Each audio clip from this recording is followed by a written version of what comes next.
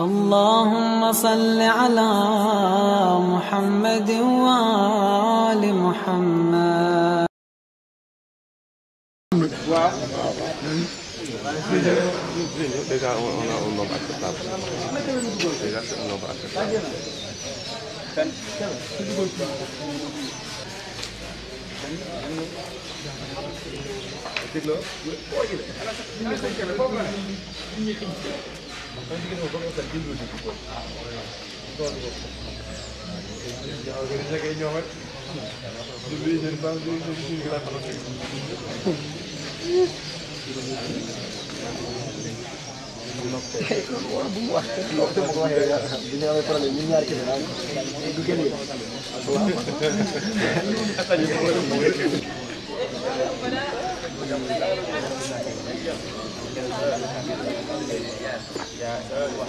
Babacar gaay Babacar téléphone ba pare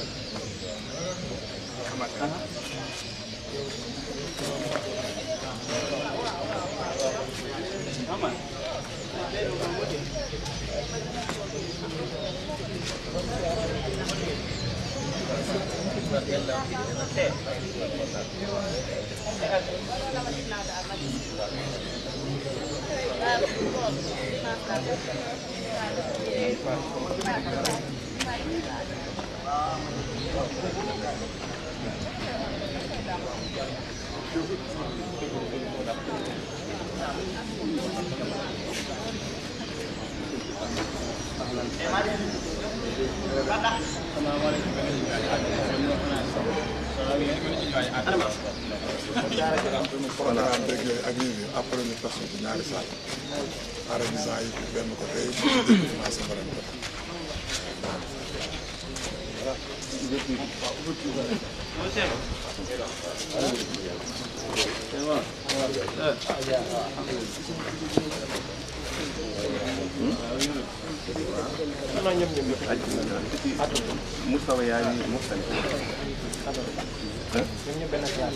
non non après pour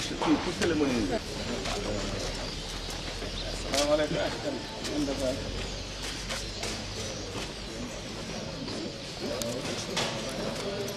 لا حول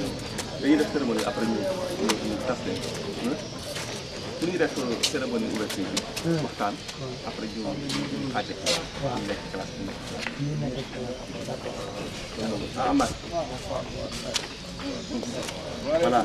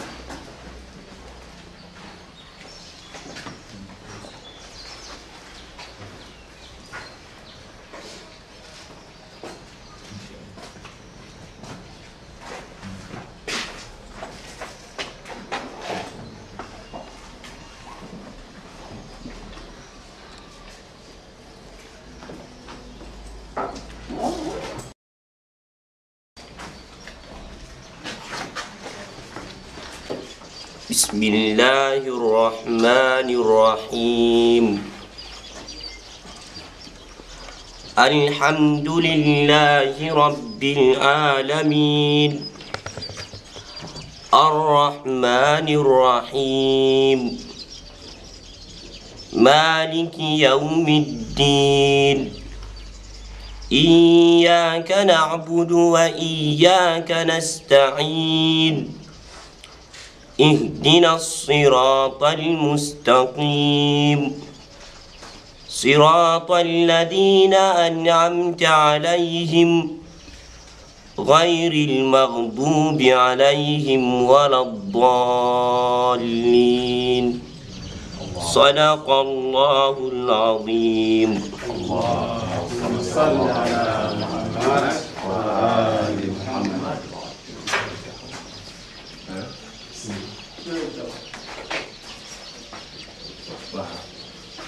أعوذ بالله من الشيطان صلى على محمد وآل محمد. ginnaaw ba ñu sant yàlla subhanahu wa taala moom yeyoo cant di julli si yonent bi ak waa këram ñu ngi leen di nuyu di leen tatagal di leen wax bismillah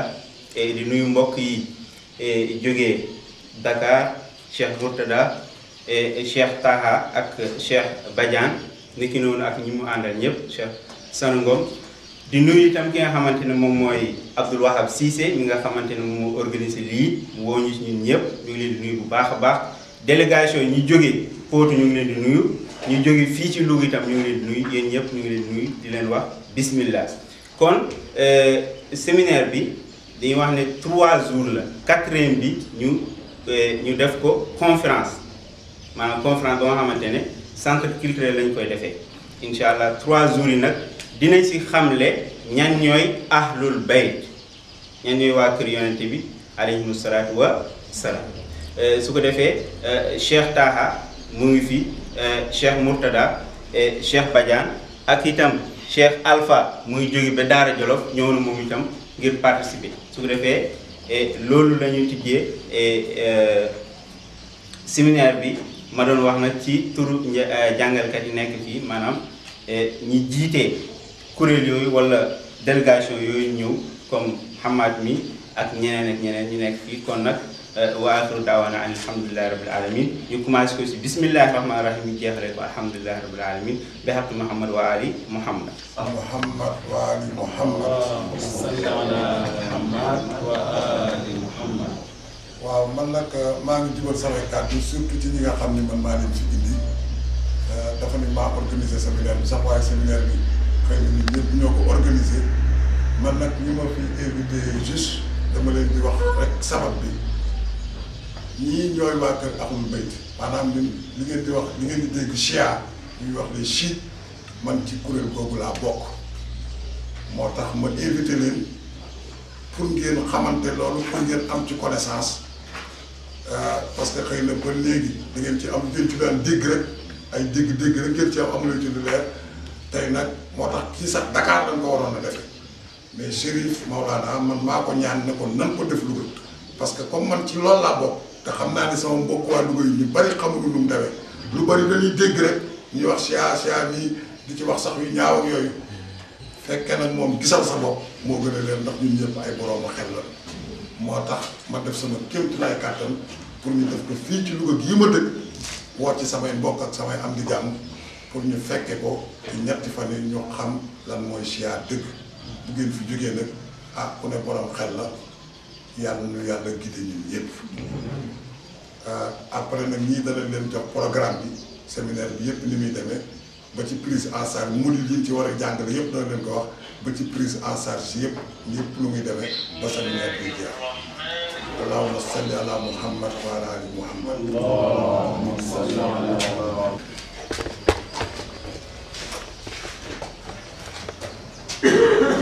bismillahi rahmani rahim wa sallam wa baraka ala ashrafil khalq wa a'azzil mursalin sayyidina wa nabiyyina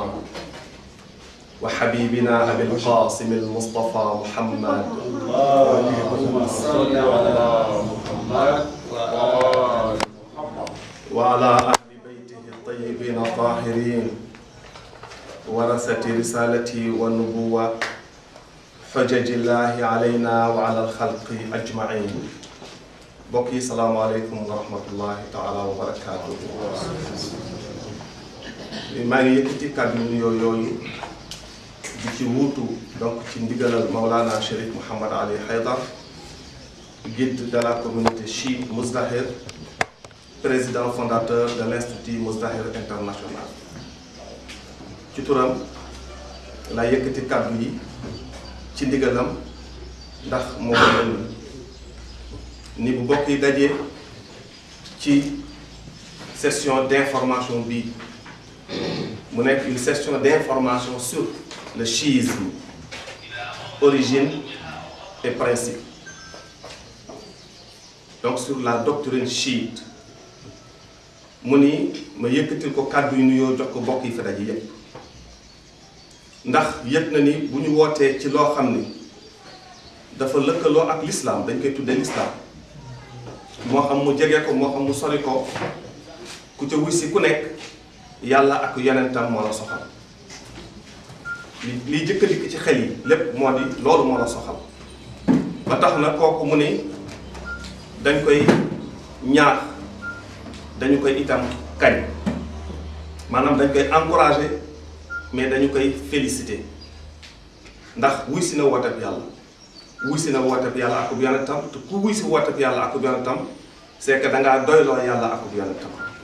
mu ni kon mi ngi kañ bokk yépp ci loolu di leen itam présenter ay excuses am di jégalu ndax bëggoon na ñëw teewe lii ginnaaw bi nga xamee ni bokk yi ci Wahab Cissé nee na ko su sañoon ñu defee ko Louga mu ni amul benn problème suñ sañoon itam mu ñëw mu ni amul benn problème waaye ginnaaw bi mu am gàllankoor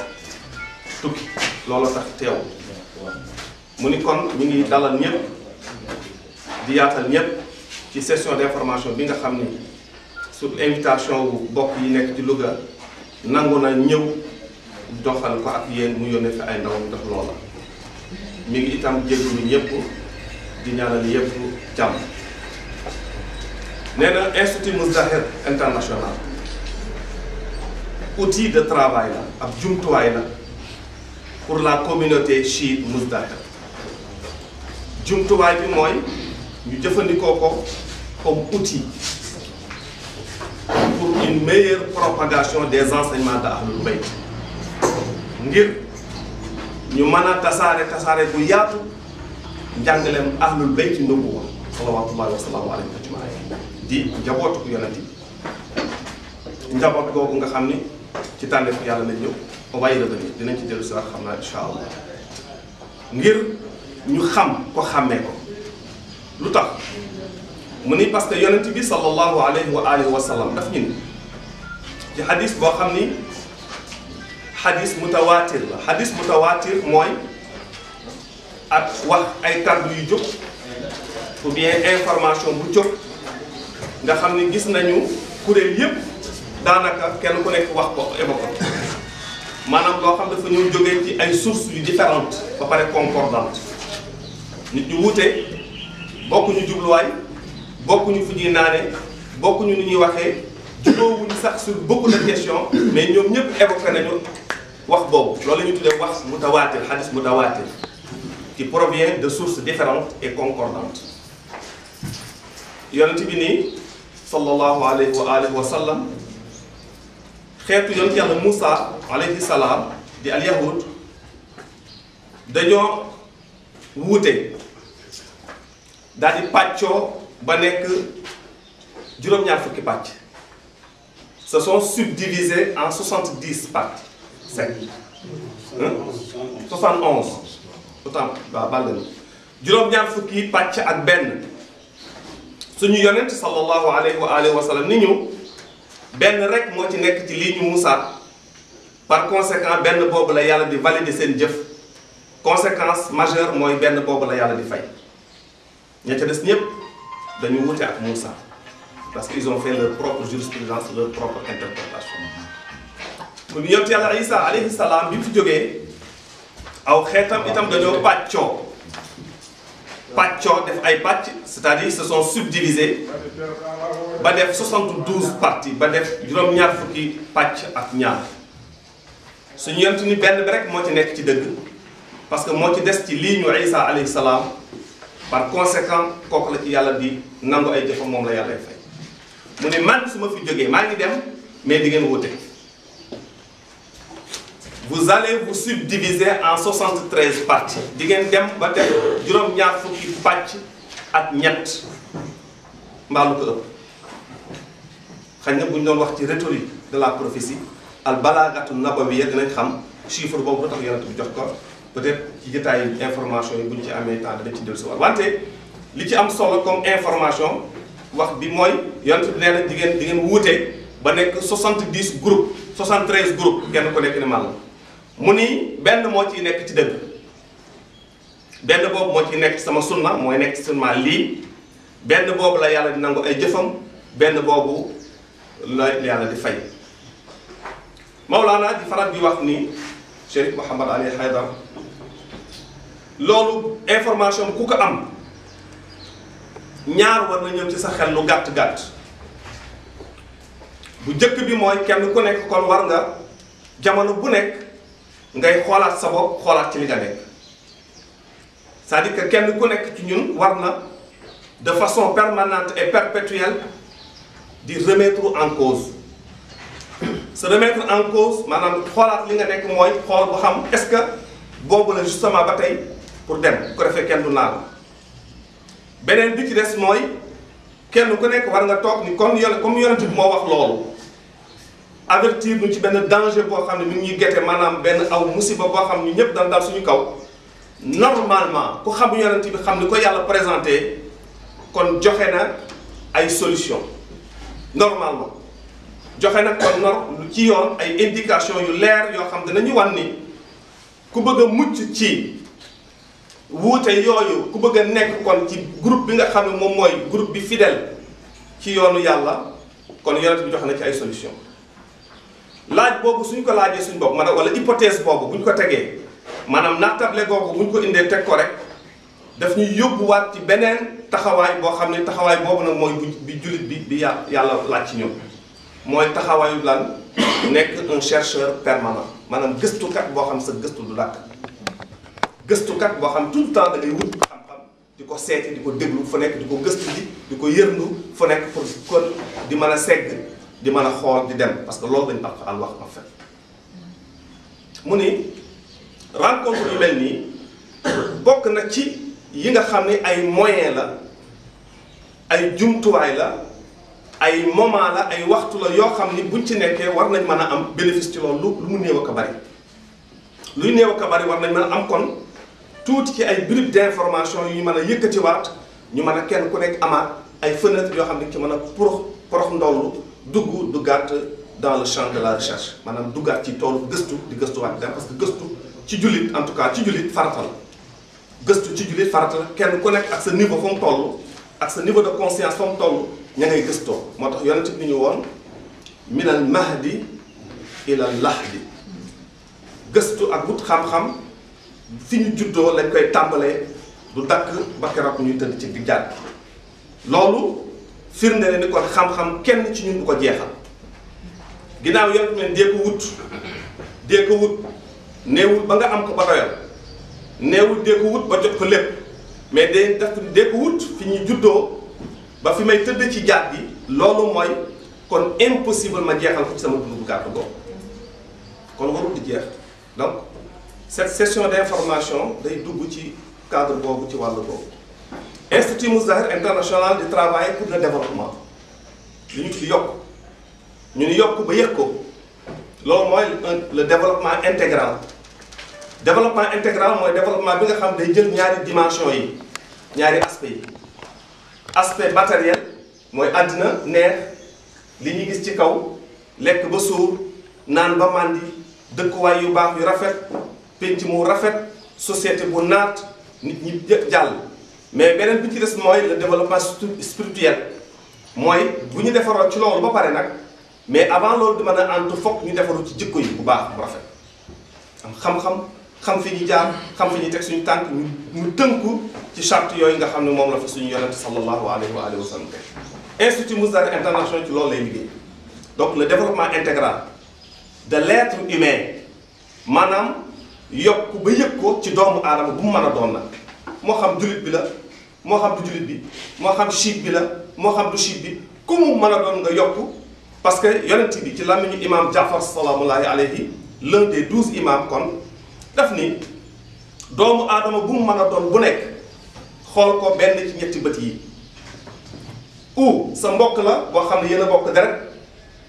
maanaam frère la mbaa cousin la mbaa sœur la mbaa cousine la ñoo bokk deret ci mbaa bu fekkee ni nekkul bokkuñu deret du sama mbokk boo xam ne amul fenn fu ñu daje ci wàllu deret kon ñoo bokk diine ñoo bokk lu ñu gëm bu fekkee ni boobu itam antuwul bokkuñu diine bokkuñu lu ñu gëm kon am na beneen lien bu ma lëkkale ak moom beneen buum bu ma takkale ak moom buum googu mooy nit la may nit la kon buum googu itam warul échappé kon lu mu ci mën a doon lu nekk dama koy fonk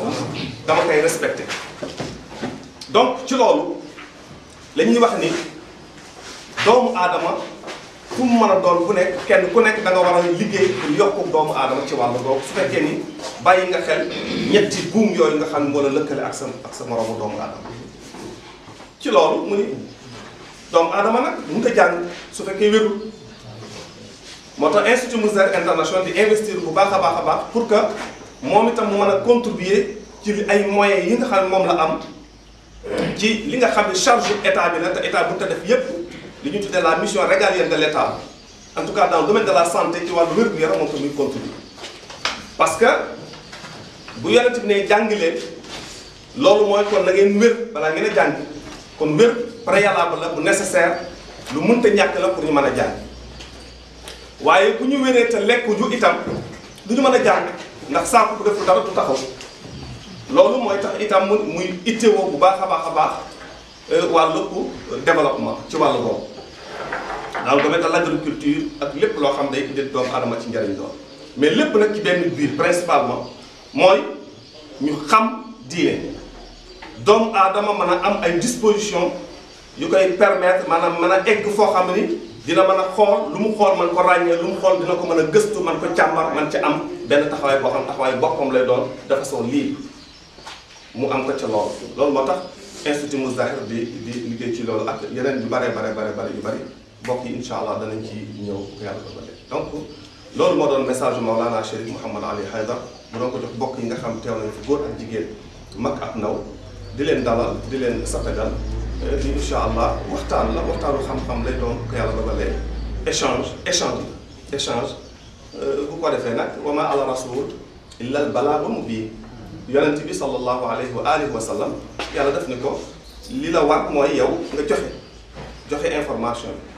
bi ñëpp xam ko ñëpp yëg ko mu leer ci kanam ñëpp la ci des nag moomuloo ko ci yàlla la taxaw yàlla moom donc loolu mooy li nga xam ne mooy daje bi bokk yi daje bi nag dafa tombeek ay lu mu tombeel ay imprévu ak ay impair yoo xam ni kenn bàyyiwu ci woon xel kenn foog ko woon ak yeneen yoo xam ne ay mbetteel la ba tax na xam naa am na information yoo xam ne jiboon na ci waxaab ci mbiri transport yi ak yooyu bu ñu paree incha allah danañ def luñ ban ci nekk ni incha allah kenn bañ a xiif kenn bañ a mar te bu ñu paree itam ñu joxe li nga xam ni mooy transport yi pour permettre kenn ku nekk nga dellu tranquillement ci fa nga jógee woon ci jàmm wante parce que à un moment donné sax dañ ko waroon a format mais maanaam ni jaaduwul ñu yëgal nit ñi ba pare di format amul kii format même une semaine jaaduwul duñ ko def donc nañ def lépp malgré programme yu chargé yi malgré imprévu yi ak impair yi mais il faut aller dem loolu moo tax information bi ngeen jotoon comme per diem 5000 francs loolu amul li am nga xam ni moom la ñuy moo dëppoo ak man-man yi pour le moment fi ñu toll nii mooy incha allah kenn ku nekk bu ñu paree dina di jox benn 7500 incha allah dafa baax ay jullit bu ñu dajee ñu déggoo ci lépp ñu leeral ko balaa ngi loolu moo tax sax ñu revenir sur cette question ñu dellu si ci waaye kon duñ ci dellu si ngeen baal ma ak wasalaamaaleykum wa rahmatullahi taala wa barakatuh. amin allahumma salli ala muhammad wa ali muhammad. mbokk yi ginnaaw ma leen nuyoo ñu fi teew ñëpp bi ñu dalalee ñun ñuy gan ñi ñi nga xamante ne ñooy waa dëkk bi te ñoom ñoo ñaanoon lii dalal ñu ñuy ay ndaw ñu yónni ñu fi pour ñu doxal ko ki doon wax ak yéen léegi di Cheikh Taha Ahmadou Sougou moom mooy porte-parole Mawlana Chérif Mouhamad Ali Haydara nekk guide de la communauté chiite Mousdahir di sunu sëriñ di sunu wasila moom mi jiitu mbooloo chiite Mousdahir mu nekk na mbooloo boo xamante ne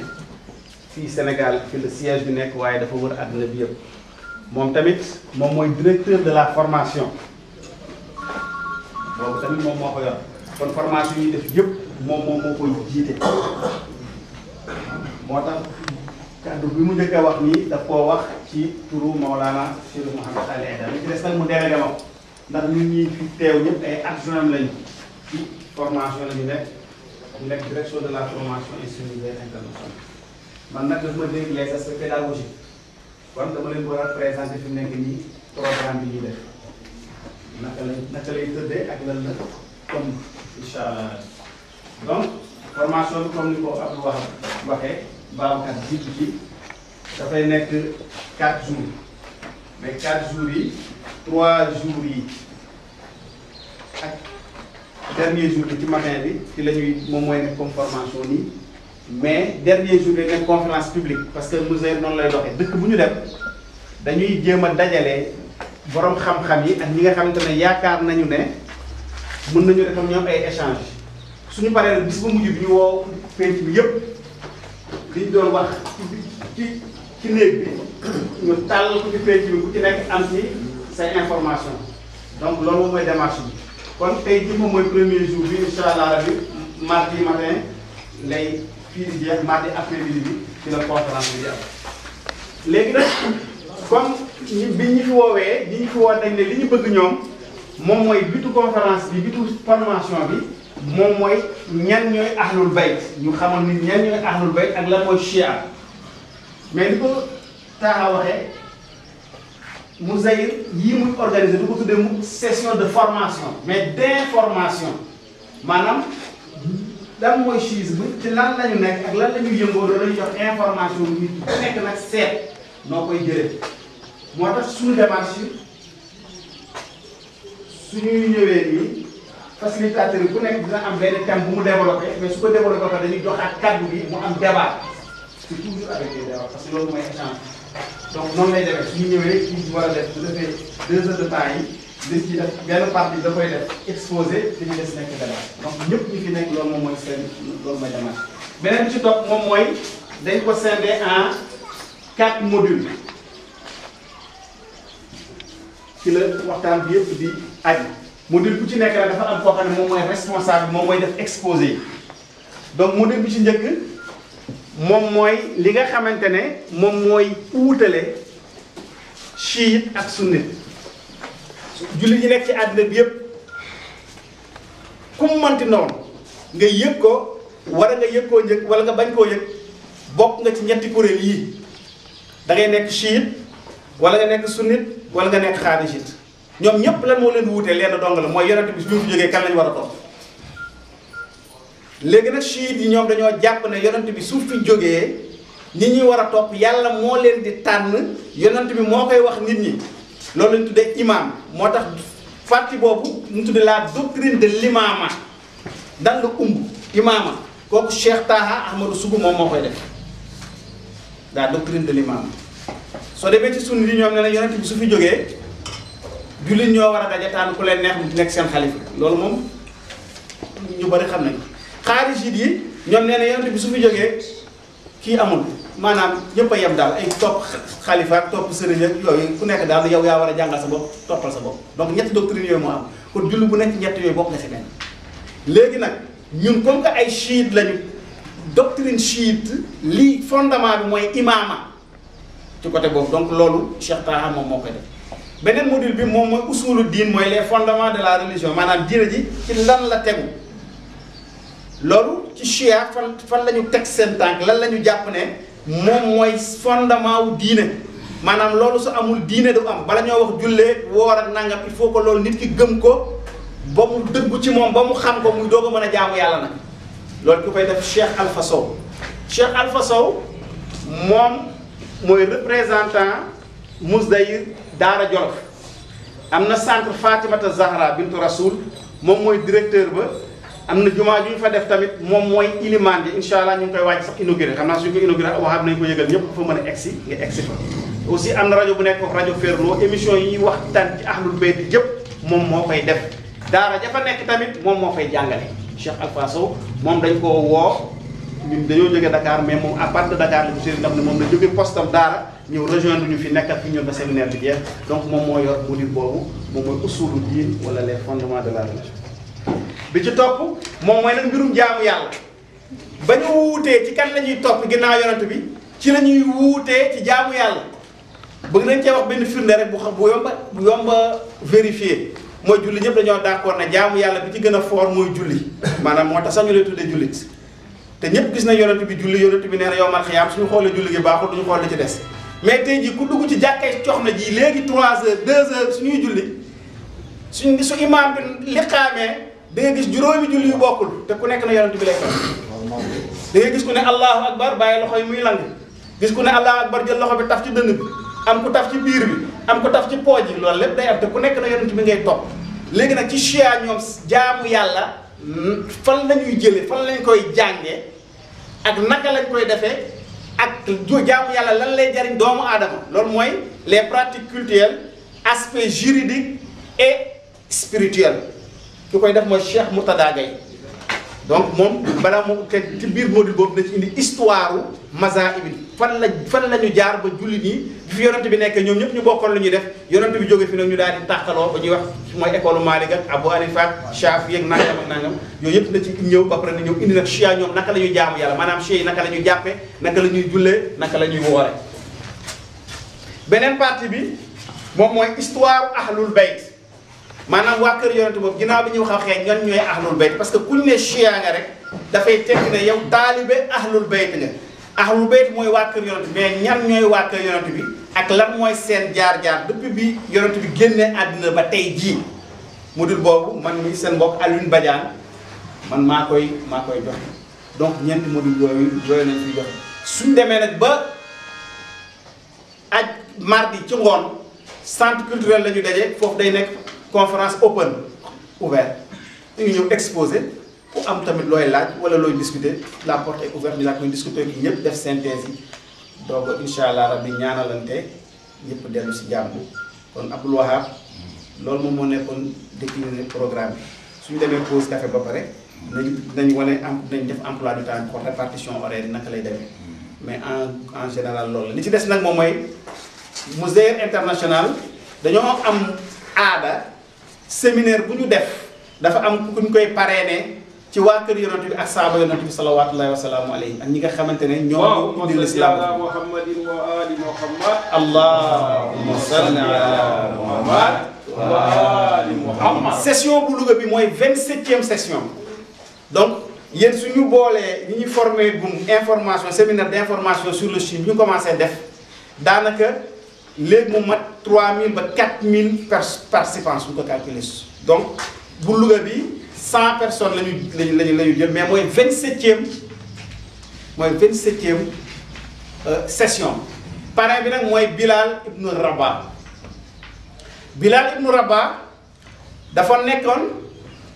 ci saaba yonent bi sallallahu alayhi wa sallam yi nga xamante ne ba ñuy dund ci la leen yàlla gërëm yonent bi dajale saaba yëpp ñëpp dégg ko kenn weddiwu ko ba tey ji ñu koy nettali mu ne Bilal mu ne naam mu ne Bilal yaa ngi dox ci kaw suuf maa ngi dégg sa jéego yi muy résonné biir àjjana Bilal ibnu Rabah xam nga loolu moom kenn werante wu ko saaba yëpp werante nañ si ñoom ba mu des ci Bilal ci loolu amul benn téer du chiite du sunnite du xaariji du kenn ku weddi loolu ne Bilal da daan dox ci kaw suuf yonent bi ne ko Bilal mu ne ko waaw mu ne ko maa ngi dégg sa jéego yi sa paa yi muy résonné biir àjjana Bilal li nga xamante ne moo ëpp solo ci l'islam ñëpp d'accord ci muy julli lii woo nit ñi ci julli muy nodd moom la yonent bi njëkk a jox mu nodd première jàkk bi yonent bi njëkk a tabax muy Médine mais aussi bi ñu defee fatu Makka ca kaw Kaaba ga Bilal moo fi njëkk a nodd te bi yonent bi doon dund moom rek moo ko daan noddal mooy Bilal ibnu Rabah mais Bilal aussi moo nekkoon ministre des finances du gouvernement islamique moom la yonent bi wóolu woon ci alal baytil maal li yonent bi di dund yépp moom moo ko doon gérer mais aussi Bilal dafa cumulé woon fonction tamit aussi nekk ministre de l'information de Muhammad sallallahu taala alayhi wa sallam mais malheureusement Bilal yonent bi mu gaañoo man ak yéen ci lañ doog gëj a xam dara ci histoire borom xam-xam yi gën a man dajee naag ci àddina borom xam-xam yi gën a mag yi ñu yaakaar ne ñu ëpp xam-xam ci l'islam mais gisuguma ci kenn ci ñi ma dajeel ku mën a waxtaan ci Bilal 1 heure de temps yu mat à part li ma wax duñ ci teg dara te li ma wax sax ñu bari dañ naan Bilal moo doon na doon yonent loolu rek lañ ci xam mais lan moo waral loolu pourquoi personne bu mel noonu nga xam ne moo joué rôle yooyu yëpp ba pare yonent bi seedeel ko avant muy génn àddina ne moom tànkam yi mu ngi rëkk biir àjjana pourquoi Bilal xamuñu ko loolu tam day expliquer toujours la moo tam xamuñu chiisme ndax Bilal comme que yonent bi génnee àddina dafa jëloon position ànd ak waa kër yonent bi nekk chiite ne moom li fi yonent bi bàyyi woon du ko négocier ci lañ koo beddi premièrement biñ ko menacé ne ko da ngay dellusiwaat mu ne man du ma noddal ku dul yonent bi ak ki fi yàlla ak yonent bi bàyyi ñu ne ko Bilal xamal ne yow amoo fi ay mbokk de yow nit ku ñuul nga Afrique nga jóge Éthiopie nga jóge te ñun ñooy noble yi te fàttaleel ku ne bi nga demee ba sonn loolu ñëpp gis nañ ko ci film bi ñu lay bëgg a rey teg la xeer ci kaw désert bi Aboubacar moo la jëndoon te moom moo nekk xalifa bi da nga kaa war a def dool li njukkal waaye waroo nekk opposant mu ne leen li ngeen wax lépp dëgg la mais bu dee Aboubacar moom mii xalifa bi yàlla moo taxoon mu ñëw jënd ma pour libérer ma ngir yàlla dina ko fay su dee yàlla taxul woon na wax lan la dépensé woon ci man dinaa ko fay mais du ma ko noonu dal dina ko nag comme que tu fais de la résistance Médine moom dootu fi tegati sa tànk sa coobare ci lañ ko exilé ko Syrie fa la dund ba faatu tey jii sëtu Bilal yi dañoo weex tàll ay arab yu weex xonq cuur la donc Bilal ibn Rabah dafa nekk symbole bu mag mais beneen symbole bi tam aussi li tax tam xamuñu ko mooy Bilal dafa nekkoon nit ku ñuul te bi yonent bi génnee àddina li yonent bi libéré woon doomu aadama muy dindi esclavage libéré jigéen libéré pauvres yi ne ñëpp ñoo yem comme ay bëñu peñe loolu dañ ko remettre en cause comme que Bilal nag nit ku ñuul la woon te dafa amoon place boo xamante ne ñu bari amuñu ko woon ñu bari ci seen histoire dugal luñ ci histoire Bilal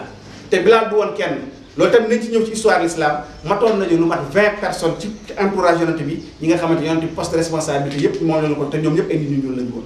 mais comme les arabes ñoom ñoo fi indi l'islam te bi ñu indi fi dañoo waxoon ne ñun civilisé wu ñoom ñoo ñuy civilisé moo tax lu bari lu nit ku ñuul def ci l'islam tey jii mu réer mais nit ñi ñu commencé wuñu léegi ci jamono yonent bi sallallahu alayhi wa sallam te ki ci jiitu woon mooy Bilal ibn Rabah donc Bilal moom mooy parrain wu session de formation ñu ngi ñaan yàlla ci barke yonent yàlla Muhammad sallallahu alayhi wa sallam ak waa këram ak barke Bilal ibn Rabah moomu nga xamante ne yonent bi seedeel na ko ne mu nga àjjana fekk mu ngi dudd yàlla nañu yàlla jàppale ba lépp jaar ci jàmm yàlla nañu yàlla jàppale ba képp ku fi nekk li nga fiy dégg lépp amaana du nekk njariñ waaye li fi nekk njëriñ yëpp yàlla na ko mën a jariñoo ci barke Seydina Muhammad wa alihi tayyibina tahirin bokk yi loolu laa leen doon présenté programme bi di leen jéggalu incha allah rabbi Abdou Wahab nag dañuy dem pause suñu paree rek déjà ñu commencé formation bi dañuy diviser nag classe yi ñu ko diviser en 2 parce que am na ñu ci bari arabe ay arabisants la ñu ci des ay francisants lañ pour que liggéey bi mën a yomb communication bi gën a yomb dañuy jël francisants yi def leen benn côté jël arabisants yi def leen benn côté mais même module yi la ñuy def kon Abdou Wahab su amul dara lañ ci yokk. waaw xanaa ndekki yi laa pare te est-ce que mën na ko indi benn yoon. waaw dañ koy indi noonu la. waaw man maa woo léegi. ñëw tey ak ndekki moom. ngeen dégg dañ ko def noonu def ko ñaari pàcc du jubluwaay xarit waaye ngeen rek yombal jërëjëf baax barakallah déjà pour rek yombal ndax xam nga booy wax ci xam-xam da ngay manipuler ay concept ay mafahim yoo xam ñoom nga jëfandikoo concept yi bu ci nekk nag am na ñoo xam ni moom lañ gën a xam te dina gën a yomb loolu moo tax su ko defee kenn ku nekk wala communication bi gën a yomb ci sa wàll mais incha allah. Bismillahi rahmani rahim. Taha Ahmadou Sougou. Nous sommes ici à Louga ce 9 août 2014 pour une session d'information sur le chiisme, sur l'islam originel enseigné par le prophète, perpétué par les membres de sa sainte famille purifiée, qui sont les élus de Dieu et qui ont la charge de la perpétuation, la diffusion large du message de notre prophète Mohammed sallallahu alayhi wa sallam. L'Institut Muzdahir, qui est l'outil de travail pour la propagation de l'islam, de l'amour, l'islam qui enseigne la paix, la tolérance et le partage, et l'outil de travail de la communauté chiite Muzdahir, sous la tutelle bienveillante de Maulana Chérif Mohammed Ali Haydar. Aujourd'hui, nous sommes à Louga pour cette session d'information sur le chiisme qui permet de faire connaître le chiisme, ses origines et ses principes, le schisme qui enseigne sur l'école de Ahlul Bayt alayhim salam, le schisme qui enseigne l'islam originel, l'islam authentique confié par le prophète Mohammed sallallahu alayhi wa sallam. Cette section d'information a pour but de rendre public ces enseignements du prophète qui sont perpétués par les membres de sa sainte famille purifiée, qui sont les élus de Dieu, donc les 12 imams de Ahlul Bayt alayhim salam, dont le premier se trouve être Maulana wa Maula kulli mu'min wa mu'minatin Amirul Mu'minin Imam Ali alayhi salam. Le dernier, c'est Qa'imu Ali Muhammad, al-Imam al-Mahdi al-Muntazar ajjalallahu farajahu sharif. Donc, information sur le schisme, information alors sur l'islam originel, qui a pour vocation de faire connaître l'islam, qui réunit aujourd'hui des arabisants, des gens qui ont été formés en arabe, qui écrivent et parlent en arabe, mais aussi des gens qui sont intéressés, formés en français, des professeurs et des enseignants, des étudiants, donc sont venus répondre à l'invitation des frères qui se sont constitués en comité d'organisation et qui ont fait l'invitation à l'Institut Mousdahir International pour cette session d'information. Sont déterminés par les intentions qui sont exprimées, le désir d'être informés. Et les frères qui sont à Louga, il y a des gens qui sont intéressés par le schisme, qui ont entendu parler de schisme. Ils se sont constitués en comité d'organisation, ils ont fait appel à l'Institut Mousdahir International. Donc ils ont invité l'Institut Mousdahir International et que l'Institut Mousdahir International, sa ligne, c'est que partout où il est invité pour parler du schisme, de l'islam originel, il vient. Et il contribue à une bonne organisation. Donc il se constitue en bailleur pour permettre aux gens de bien organiser la session d'information, pour mettre les gens qui se sont intéressés à l'aise. Donc c'est ça, le choix de Louga est déterminé par les Lougatois qui ont invité l'Institut Mousdahir International. Et quels sont les objectifs de cette formation? Les objectifs, c'est d'arriver à terme de faire connaître le schisme et de faire disparaître toutes les accusations qui sont portées sur le schisme. Parce qu'il y a des gens, à défaut de pouvoir faire face à l'argumentation du schisme, qui est une argumentation fondée sur le Coran, fondée sur la science et la connaissance, diffusent de fausses informations sur nous, diffusent à la limite des allégations sur le schisme et les chiites. Donc à terme, ça va permettre aux participants de comprendre que le schisme puise dans la source du Coran, le schisme puise dans la source du prophète, le schisme invite à la réflexion et à la recherche pour la découverte de la vérité et afin de se mettre sur la bonne voie. Qu'est-ce que vous attendez des participants? Des participants, ce que nous attendons d'eux, c'est une attention, parce qu'ils ont porté une attention, intérêt à connaître le schisme. Nos attentes des participants, c'est qu'ils soient vigilants et attentifs au discours et qu'ils posent le maximum de questions afin de permettre d'ouvrir des fenêtres pour de meilleures explications. À la fin de la session, il y aura une conférence publique. C'est ça la ligne, la tradition de l'Institut Mousdahir International. À chaque session d'information, il y a à terme une conférence publique pour permettre à tous ceux qui n'avaient pas accès à cette session d'information par une raison ou une autre, d'avoir accès aux informations générales, car la conférence publique sera un résumé, une synthèse des thèmes, des modules qui ont été donnés lors de cette session d'information. Je vous remercie. Voilà. Wa sallallahu wa sallam ala ashrafil khalqi wa azal mursalin sayyidina wa nabiyina Muhammad wa ala alihi tayyibina tahirin. Jërëjëf ñoo ngi fii tey ci Louga ci benn session d'information boo xam ne dañ koy def ci schisme ak lan mooy chiite ak lan mooy schisme. Ay bokk nag ñoo dajaloo mbir mi intéressé leen ñu daal ñuy woo ngan invité donc Institut Mousdahir International pour ñu ñëw jàngale si lan mooy schisme. Jàngale schisme mooy jàngale l'islam bi nga xam ne moo cosaanu moo jóge ci yonent bi sallallahu alayhi wa sallam. L'islam boobu nga xam ne mooy l'islam bi jàngale amour di bëggante, l'islam bi nga xam ne day jàngale jàmm di paix, di jàngale tolérance mooy jéggalante ak baalante, di jàngale itam partage loo am ci lu baax nga bokk ak say bokki nit, bokki nawle, bokki mbokk tey lépp lu bon nga soril leen ko. Loolu mooy l'islam bi nga xam ne moom la yonent bi jàngale te waa njabootam googu wéyal ko ndax ñoom ñoo koy garder ba na gën ndax ñooy tànneefu yàlla gi nga xam ni ca ñoom la njàngaleem yonent bi di mën a wéyee te it ñoom la yàlla defar ci façon boo xam ne ñooy garantil njàngale moomu mu wéy. ñu ñëw fi nag mbokk yi ñoo ñu invité ndax aaday Institut Mousdahir International moo di fépp fu ñu ko woo ngir mu jàngale fa l'islam googu nga xam ñu ngi koy jàng ci yonent bi di ko jàng ci waa kër yonent bi fukki imaam yooyu ak ñaar nga xam ni ka ca jiitu mooy mawlaana wa mawla kulli muminin wa muminatin amirul muminin imaamu ali alayhi salaam ka ca mujj tey ci fukk ak ñaar yooyu di al imaamul mahdi nga xam ñun ñëpp ñu ngi koy xaar di ñaan yàlla mu ñëw ak jàmm ndax moo fi indiwaat jàmm ci kaw suuf si la ñu jàngale woon loolu mooy li nga xam l'islam boobu la institut Mouzahir international ci kilifteefu Mawlana Chérif Mouhamad Ali Haydar di jàngale loolu mooy jataay bi nga xam ni moom lañ am tey fii ci Louga di samedi tombeek juróom-ñeenti fan ci weeru août wi incha allah ñu war ci dem ba fii ak ñetti fan bu jeexee nag talaata ci suba lay jeex waaye talaata ci ngoon dinañ def conférence bu yaatu boo xam ni dañ ci woo bokki Louga yëpp ñu ñëw fekke si ko ànd ci incha allah déglu ñu jàngale ci jéem ci jàngale xam-xam di jóge ci ahlul bayt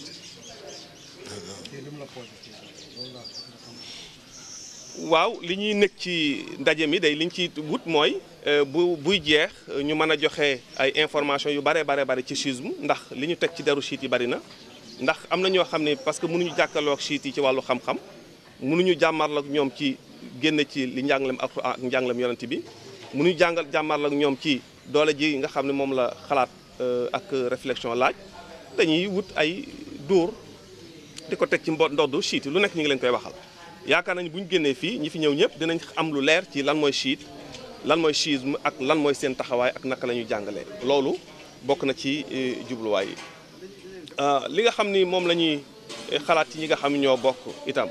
wax naa sànq ni ay bokk ñoom ñoo daje invité institut Mouzahir pour ñu def ko ñi nga xam ne ñëw nañu bokk ci session d'information bi li ñuy xaar ci ñoom mooy ñu nangoo déglu nangoo xool bu baax a baax laaj ay laaj yoo xam ne itam daf ñu yóbbu ci ñu mën a ubbiwaat yeneen buntu ngir xalaat yi gën a yaatu ngir njàngale mi gën a génn ngir ñu mën a gën a root ci teenub yonent bi sallallahu alayhi wa sallam ak teenub waa këram li ci des nag mooy bu ndaje mi di jeex incha allah am na conférence bu yaatu bu ñuy def talaata ci ngoon boo xam ni moom mooy tëj ndaje mi incha allah ñu gën caa yaatal lañ doon waxtaanee ngir itam ñi nga xam ne amuñu woon jotu ñëw ci bokk ci session bi li nga xam dégg nañ ko fi ñu mën leen koo tënkal ci jataay booba itam loolu daal mooy ndaje mi ci gàttal. jërëjëf c'est bon. dafa mel ni Chérif Sow kontaan na ci. xam naa Chérif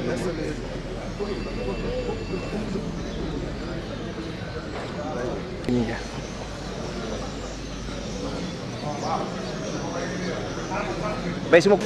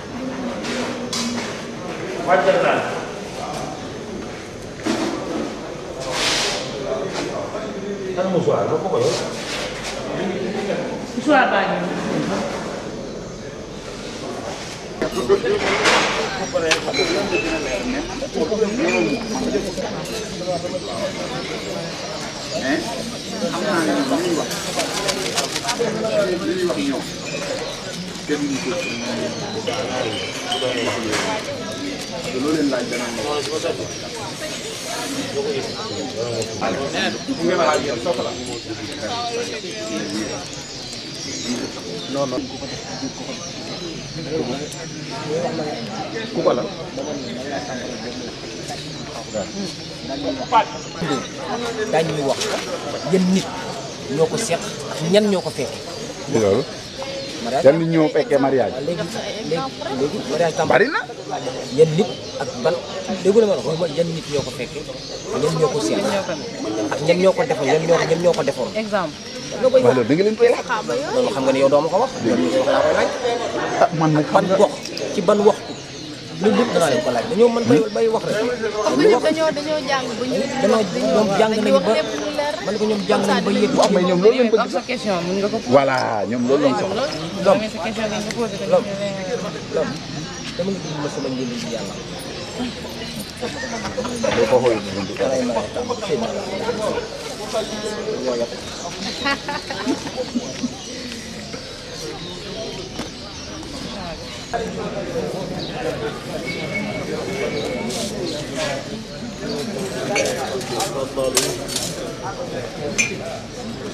lu tax nga may jël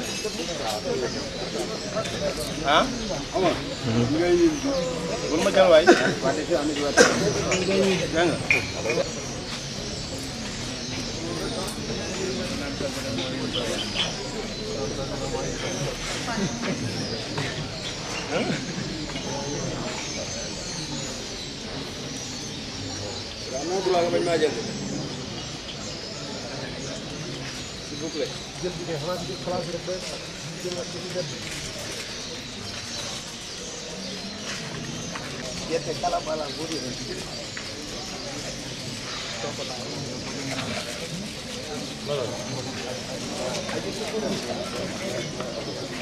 محمد وآل محمد وعلى أهل بيته الطيبين الطاهرين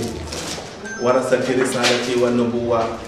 حجج الله علينا وعلى الخلق أجمعين من رضي منكم ومن أبى. mbokk yi ngeen baal àq ñu commencé waxtaan ni ñu ko waxoon sànq échange léegi ماذا تختارون؟ نتحدث إليكم باللغة العربية فصحى أم نتحدث إليكم باللغة التي باللهجة التي أنا أتقنها؟ ولا نختار مستعربون. نتحدث إليكم إذا أنتم اخترتم أن تكون اللغة الحديث إليكم باللغة العربية وإلا نلتجئ إلى اللهجة التي نفهمها جميعا. ولا كيف؟ نعم. لا يسمعون اللغة العربية. إذا باللغة كيف؟ نختار. نختار ماذا؟ ولفية. اخترتم الولفية. وأنت بولا. كيف أنت؟ أنا أفضل العربية. يفضل العربية. هذا يفضل العربية ولفية. وبعض هناك بعض لا يفهمون اللغة الولفية. مشكلة كبيرة. نعم. الإسلامي يقودنا إلى الحديث عن الخلاف والاختلافات التي جرت بين المسلمين. أليس كذلك؟ ku bëgg a waxtaan ci diine di nga waxtaan ci xilaaf wa sayajri rubbama ila al ayam wa shuhur aw sanawat al qadim insha allah ila an yudhhira allahu amrahu.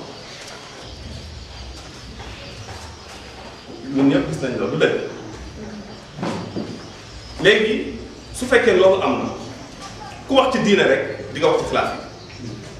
illa an nakuna mutaassibin ou bien ñu ni non sama kuréel rek laay faral foofu rek laay wax wa hada qad la yujdi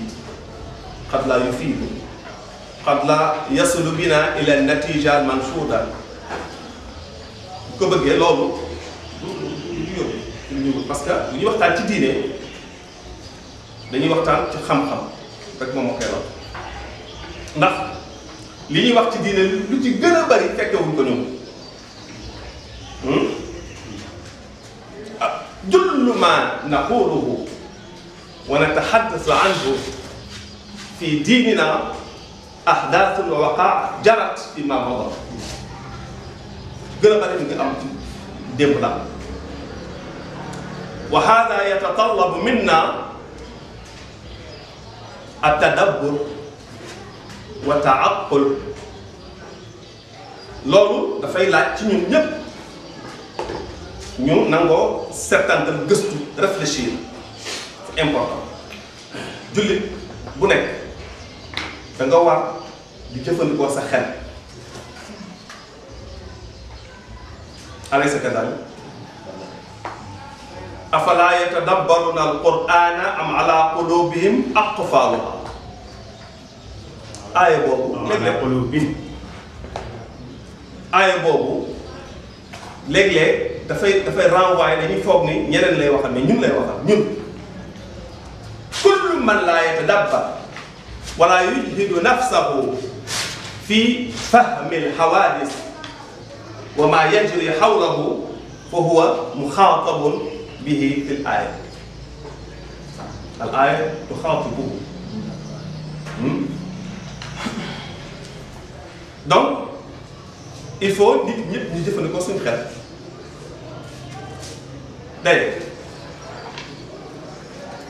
awwalu nabiyyin bu'itha ila al-insan man huwa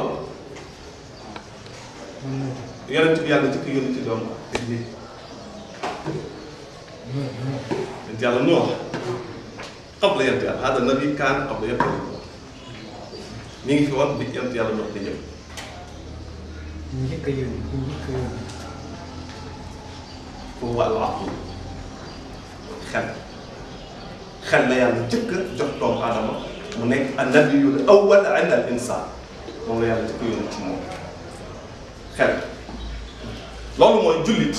li tax yàlla tuddee ko jullit yàlla nangu ko yàlla boole ko ci njabootam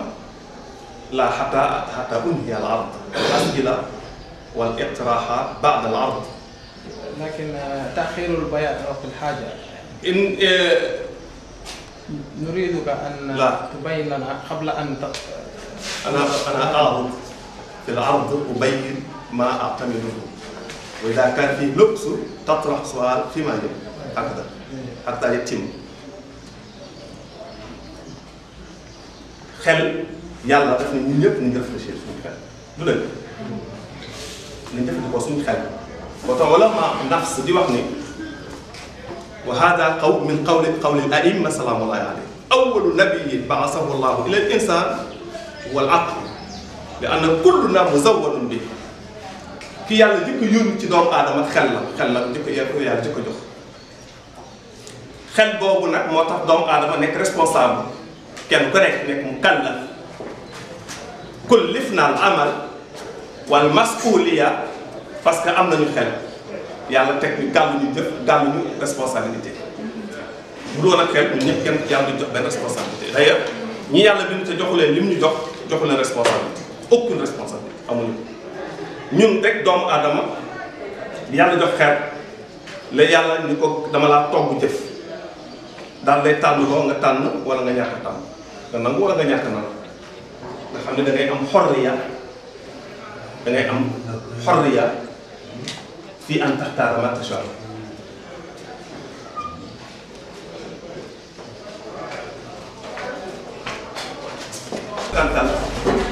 setantal rek mooy jëpp ñu gëstu lépp lu ñu la jox nga xool ko jàpp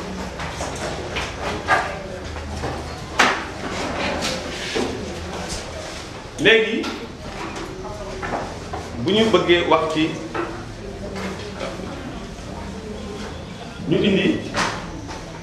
suñu yonent sallallahu alayhi wa sallam jullit yëpp wuute nañu ci lépp ku bëgg a wax dëgg te noppaloo sa bopp da nga ne jullit dañuy wuute ci lépp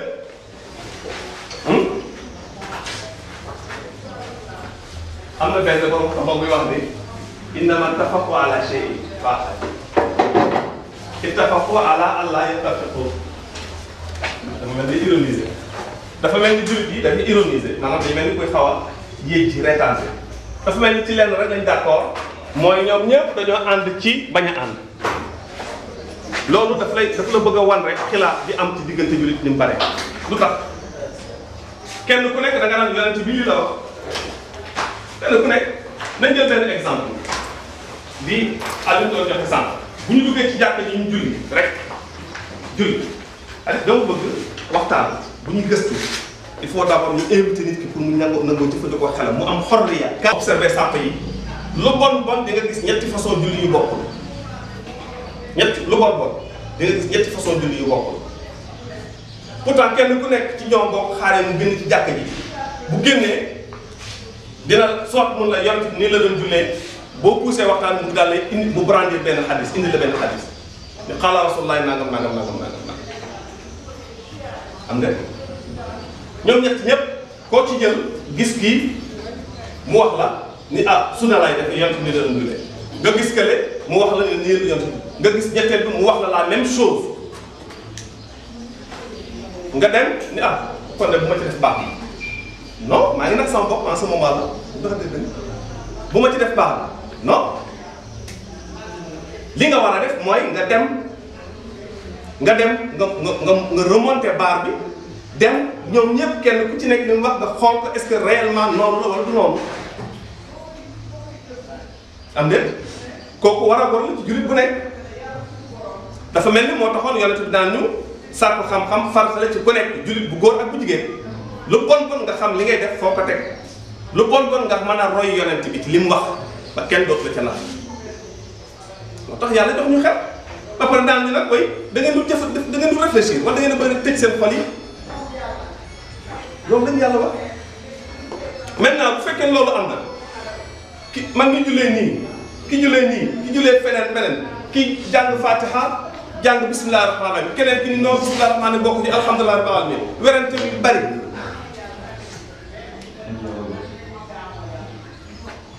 kan moo am raison donc yow jullit da nga war a dem def ay recherche s'il vous plaît le téléphone min fadlik yaa xëy parce que bu ñuy téléphone ñoo ngi jël suñu àq mais ñoo ngi jalgati àqu jàmbur parce que ki bëgg a déglu ñu jalgati àq léegi sama warugar mooy la ma gëstu ci mais loolu daf ñuy yóbbu ci ma laaj benn laaj mais yonent bi lan la ñu bàyyee réellement lan la fi ba est-ce que yonent bi jëlul suffisamment de garantie pour que ëllëg mais lii bañ a am